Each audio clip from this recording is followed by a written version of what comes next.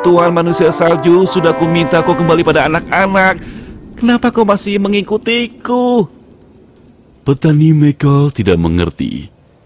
Dan Thomas tidak tahu bagaimana menjelaskan pada petani Michael tentang teman bekunya itu. Thomas pun melaju secepat mungkin.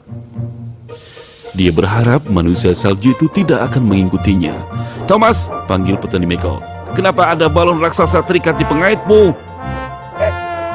Tapi Thomas tidak mendengarnya. Thomas harus berhenti di perhentian stasiun Matt White. Emily mengangkut penumpangnya. Emily bisa melihat manusia salju melayang-layang di belakang Thomas. Thomas, Emily tertawa. Apa yang sedang kau lakukan dengan manusia salju itu? Tiba-tiba manusia salju itu melayang lagi ke depan Thomas. Tuan manusia salju, sudah aku bilang kembalilah pada anak-anak, bentak Thomas. Kenapa kau terus saja mengikutiku? Thomas pun melaju secepat mungkin. Dia berharap manusia salju itu tidak akan mengikutinya. Thomas, panggil Emily. Kenapa ada balon raksasa terikat di pengaitmu? Tapi Thomas tidak mendengarnya. Dia tidak tahu bagaimana agar manusia salju itu mau kembali pada anak-anak. Kemudian dia mendapatkan ide. Aku akan bersembunyi, kata Thomas perlahan. Thomas melaju ke sebuah perhentian sepi. Dia tidak melihat manusia salju itu. Aku rasa manusia salju itu sudah kembali pada anak-anak, kata Thomas.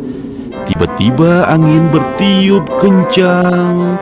Manusia salju itu pun menari lagi di depan Thomas. Dia masih mengikutiku. Aku harus memberitahu kepala pengawas apa yang terjadi, kata Thomas putus asa. Aku butuh bantuannya. Dan Thomas melaju pergi.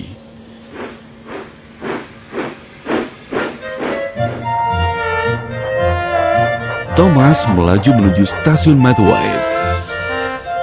Petani Michael dan kepala pengawas sudah ada di sana. Aku mohon, Pak, kata Thomas.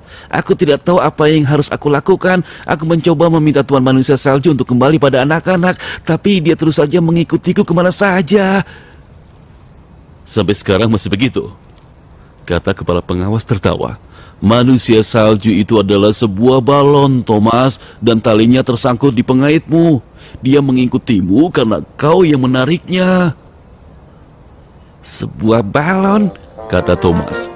Aku pikir manusia salju selalu terbuat dari salju. Thomas merasa sangat senang.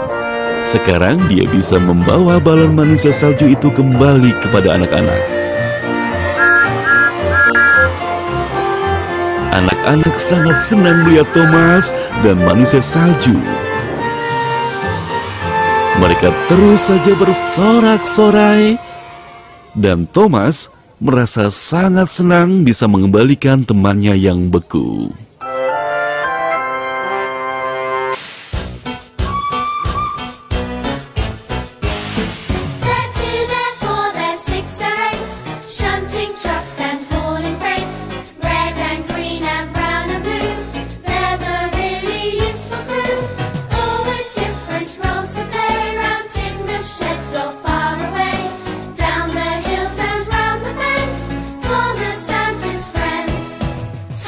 He's the cheeky one.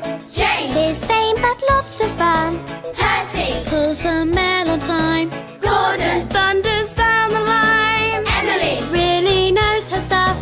Henry! Toots and huffs and puffs. Edward! Wants to help and share.